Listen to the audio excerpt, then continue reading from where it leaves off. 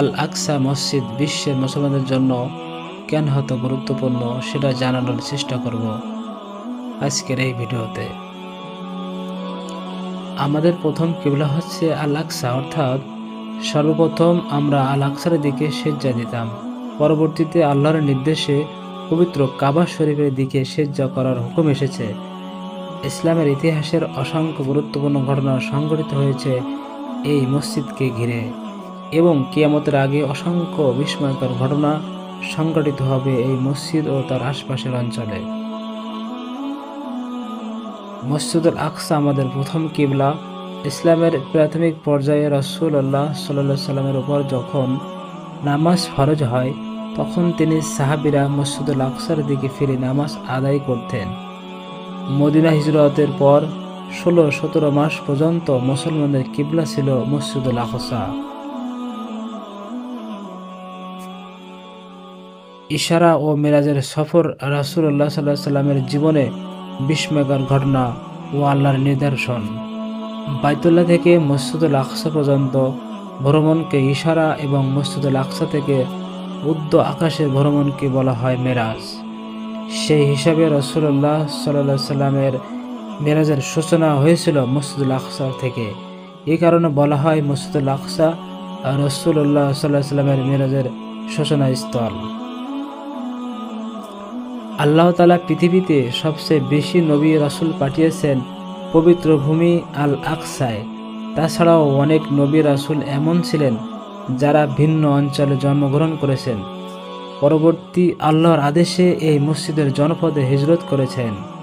শুধু তাই নয়, মসজিদুল আকসার আশেপাশে নবী রাসূলদের যত কবর আছে, অন্য কোনো অঞ্চলে এত কবর পাওয়া যায় না।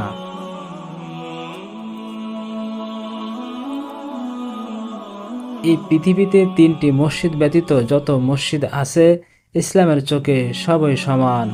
সেই 3টি মসজিদ হলো বাইতুল্লাহ, মসজিদে নববী, মসজিদুল আকসা।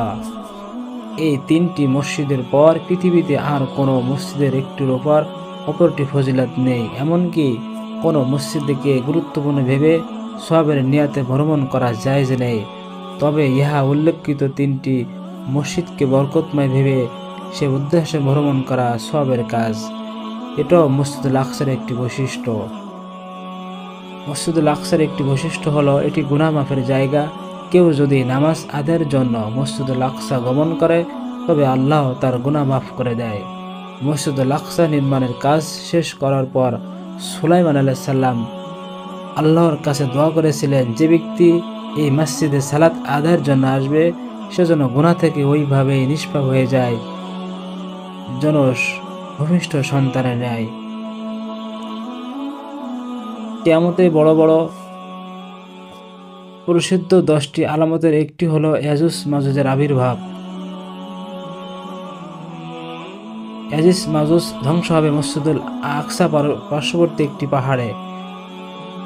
কিয়ামতের আগে দাজ্জাল যখন গোটা পৃথিবীতে জুড়ে তাণ্ডব চালাবে এবং দুর্বল ঈমানদারেরা দলে দলে দাজ্জালের ফিতনা আপতিত হবে, সেই কঠিন সময়ে মসজিদুল আকসা থাকবে দাজ্জালের ফিতনা থেকে মুক্ত।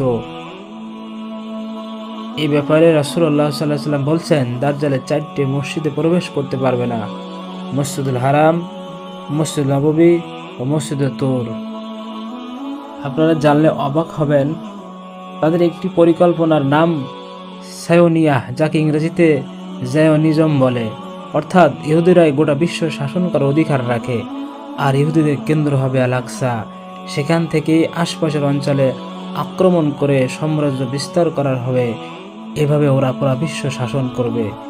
এই বিবেচনার প্রথমে ওরা সেখানে কিছু জমি খরিদ করতে আরম্ভ করে, যাতে ইহুদিদের সেখানে এনে ঘাঁটি তৈরি করা যায়। কোনো ইহুদি যদি আমাদের অঞ্চলে জমি কিনতে চায়, তাহলে তো শরিয়াতের মাসালা তাতে নিষেধ নেই, কিন্তু ওদের ষড়যন্ত্রমূলক পরিকল্পনা ছিল গোটা বিশ্ব থেকে ইহুদিদের এনে এই অঞ্চলে একটি ইসরায়েল রাষ্ট্র প্রতিষ্ঠিত করা। ফিলিস্তিন মহান আল্লাহর কাছে পছন্দনীয় ভূমি। রাসূলুল্লাহ সাল্লাল্লাহু আলাইহি সাল্লাম বলেন, ইসলামী বাহিনীর শীঘ্রই কয়েকটি দলবদ্ধ হবে। একটি দল শামে, একটি ইয়ামানে, অন্য একটি ইরাকে। ইবনে হাওলা রাদিয়াল্লাহু তাআলা আনহু জিজ্ঞাসা করেন, হে আল্লাহর রসুল, আমি যদি সেই যুগ পাই তখন আমি কোন দলটিতে যোগদান করব তা বলে দিন।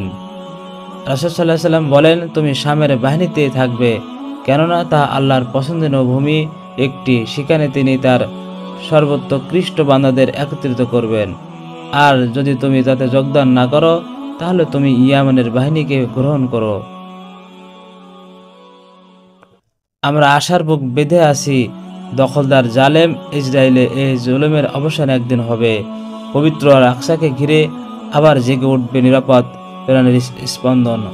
অসংখ্য নবী রাসূলের পথধন্য এই ভূমি আবার আনন্দে হাসবে। মহান আল্লাহর কাছে আমরা দোয়া করি।